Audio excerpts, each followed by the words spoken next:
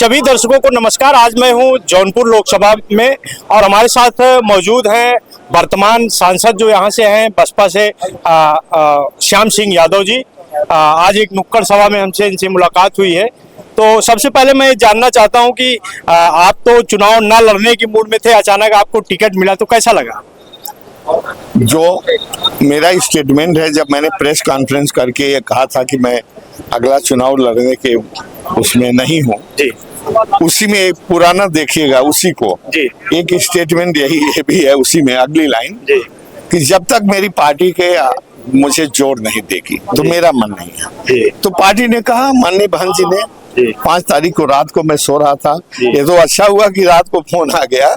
6 को तो मैं सुबह उड़ने वाला था, कहीं बाहर जाने वाला था, तो अच्छा हुआ फोन आ गया और मैं सब अपना प्रोग्राम कैंसिल करके और उनके कहने पर मैं तैयार हो गया। तो आपको अचानक मैसेज आया, फोन आया, जो कुछ भी, आप चुनाव के लिए रेडी भी हो गए, तो क्या स्थिति क्षेत्र में आप घूम रहे हैं? क्या इसका बहुत स्थिति अच्छी है, वर्तमान में आप सांसद भी हैं। हाँ, बहुत अच्छी स्थिति है। मैं एक शिकायत थी बहुत लोगों की कि काम नहीं हुआ, ठीक है ना, मैं कहता हूँ क्योंकि जनता की क्या शिकायत है मैं खुद जानता हूँ। काम नहीं हुआ, अब काम नहीं हुआ तो मैं सोच रहा था कि जब मेरा पार्लियामेंट्री टर्म बीत जाए, खत्म होने को हो, तो जिसमें वो जितने काम किए हैं उसको करवाऊं। लेकिन जब मैंने चुनाव न लड़ने का वो ले लिया तो मैं सोचा कि अब बताने से क्या फायदा, जो किया है उसको किया है। लेकिन अब जब अगला चुनाव लड़ रहा हूं तो उस काम को बताना है मुझे, और उसकी मैं सबको वीडियो भेज रहा हूं, समझ रहे हैं, सॉफ्टवेयर कॉपी में।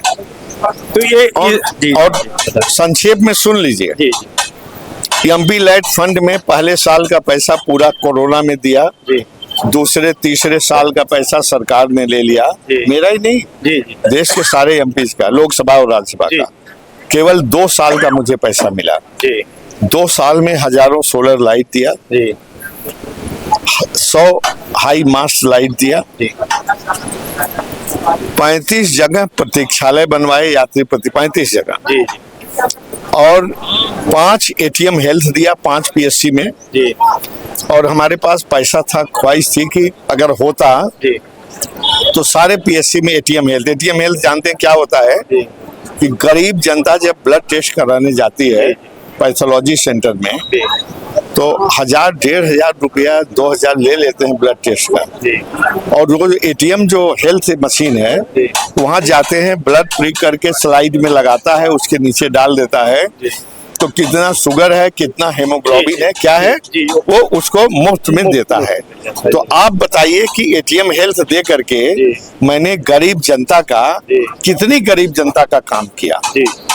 5 एम्बुलेंस दिया, एक advance life support ambulance medical college को दिया 40 लाख की, और रामघाट पिलकिछा पर लोग लाश फूंकने के बाद धूप में बारिश में खड़े होते थे, तो मैंने देखा तो वहां पर शेड दिया रामघाट पे, वहां पे आरओ दिया, वहां पर बैठने की कुर्सियां दिया, और पिलकिछा में भी शेड दिया, बन रहा होगा, शायद बन गया होगा, ठीक है ना, हाँ दिया,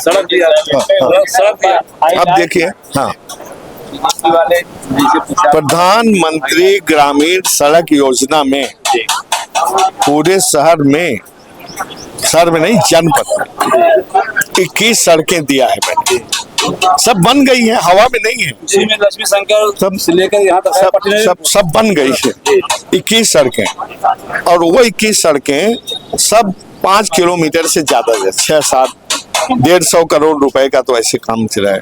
वैसे मैंने पीडब्ल्यूडी को भी बहुत सड़कें कराने के लिए लिखा, तो उसमें से भी अगर 20 जगह लिखा तो 2-4 जगह मेरे, लेकिन वो सरकारी हुआ, वो जो सरकार मेरे लिखने से बना वो सरकारी हुआ। अब देखिए, अपने फंड से मैंने कुछ लोगों को ट्रांसफार्मर दिए हैं, क्योंकि पैसा बहुत सीमित था। 7 करोड़ रुपया खर्च होने के बाद 3 करोड़ रुपया बचा, तो मैंने सोलर लाइट देना बंद कर दिया। 8000 एप्लीकेशन अभी भी है। तो मैं सबको बताना चाहता हूं कि 8,000 लोग जो बाद में आए, इतना देने का मेरी औकात नहीं है, ना तो पैसा है और न मैं घर से दे सकता हूँ। आप समझ रहे नहीं? अब आगे आइए, ये तो हो गया एमपी लाइट का काम, एमपी फंड से। अब जौनपुर के इतिहास में हम तो जौनपुर का ही जानते हैं, कोई भी ऐसा पूर्व सांसद बताइए जो सीएसआर फंड से काम करवाया।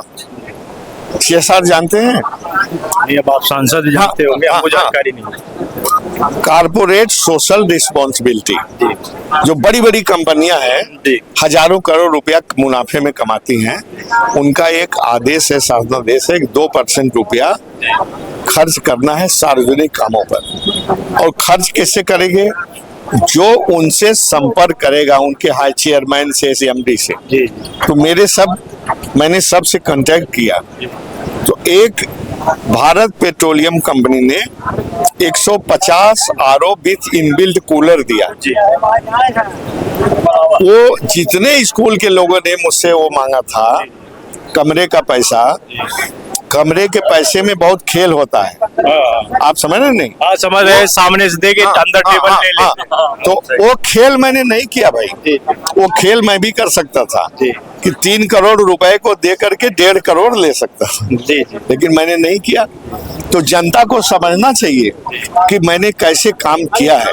चलिए, ये तो सुनिए, अब आगे सुनिए। आजकल पढ़ाने का ढंग एक धीरे धीरे बदल जाएगा।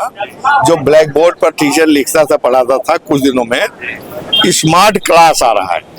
बहुत बड़ा ब्लैक बोर्ड की जगह टीवी स्क्रीन लगता है, लैपटॉप होता है, प्रोजेक्टर होता है।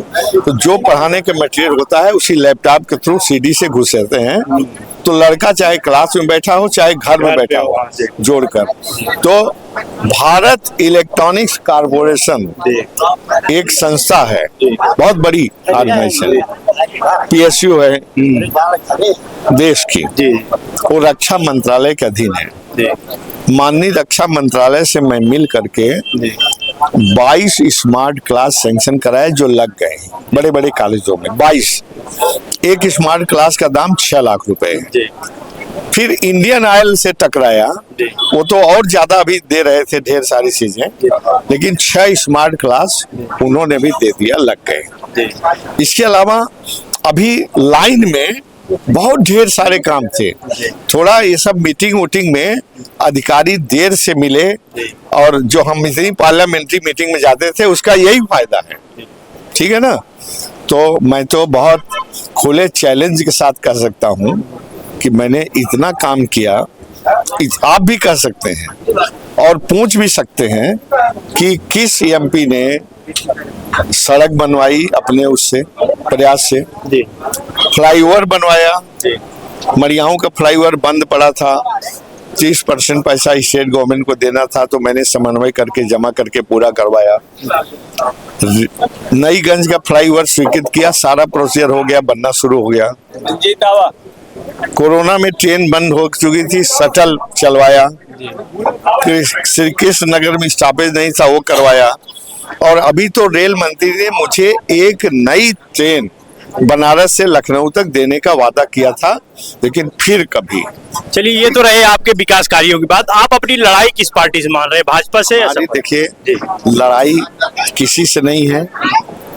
जो जनता है, जब उनके मैं बीच में बोलता हूँ तो मेरी बात को समझती है, एहसास करती है। मैं उनकी आंखों में जो चमक देखता हूँ उससे मैं बहुत खुश हो जाता हूँ, कॉन्फिडेंट हो जाता हूँ। सभी लोग सुनो, सभी और घोटालेबाज लोग हैं जो मेन वैसे तो इंडिपेंडेंट वगैरह बहुत हैं। तो किसी का बड़ा घोटाला है, किसी का छोटा घोटाला है, समझ रहे नहीं? लेकिन सीबीआई जांच सबके खिलाफ, जो दो जिनको आप अपने मन में 2 प्रतिद्वंदी समझ रहे होंगे ना, साफ नहीं है। आप समझ रहे नहीं? और खास तौर से ये बाबू सिंह कुशवाहा, तो जब मैं सिटी मजिस्ट्रेट था 92 में, बांदा में, वहीं के रहने वाला था। एक टुटपुजिया नेता था, दलाल टाइप का, आता था, कुछ काम हो जाता था, 1500 ले लेता होगा, टुटपुजिया नेता था। हाँ चलते हैं। और 5,000 करोड़ रुपए का घपला किया, वो हमारा ही पैसा लिया, आपका पैसा कहीं जमीन से खोज के नहीं निकाला है, समझ रहे नहीं। और जितने लोग उसके पीछे लगे हैं उनका भी पैसा, क्योंकि एक्सचेकर में उनका भी टैक्स लगा है।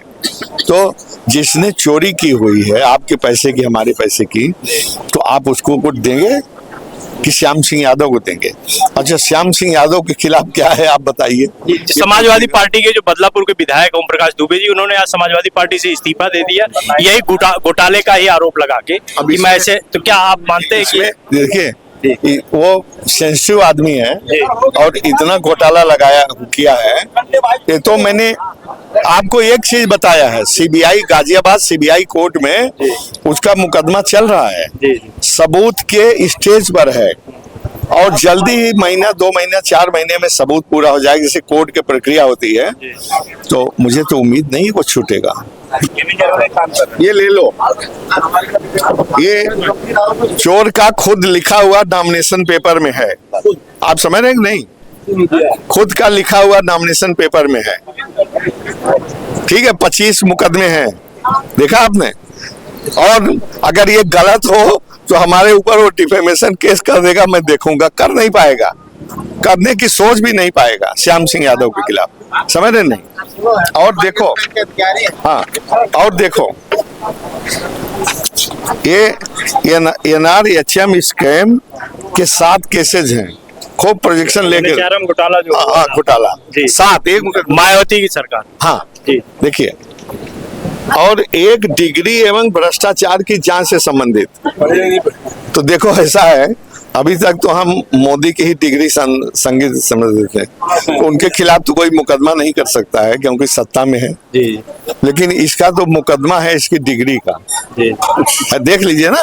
तो क्या ऐसे घोटालाबाज को जो बांदा से चल के आया है, जो उसके साथ लगेगा, वो तो देर सवेर गिरेगा, छोड़ के भागना ही पड़ेगा ना। तो ये रहे जौनपुर लोकसभा के बसपा के प्रत्याशी बहुजन समाज पार्टी के। आपको ज्ञात होगा कि श्रीकला धनंजय सिंह ने टिकट वापस हो जाने के बाद या कटने के बाद इनको प्रत्याशी बनाया मायावती जी ने। तो आपने इनकी बातों को हमारे माध्यम से सुना होगा और जाना भी होगा, बहुत सारे विकास कार्य भी इन्होंने बताए, आपने हमारे वीडियो के माध्यम से सुना होगा। आप अपनी राय हमारे कमेंट बॉक्स में जरूर दीजिएगा। चैनल पर पहली बार है तो सब्सक्राइब जरूर करिएगा। आज के लिए इतना ही, नमस्कार।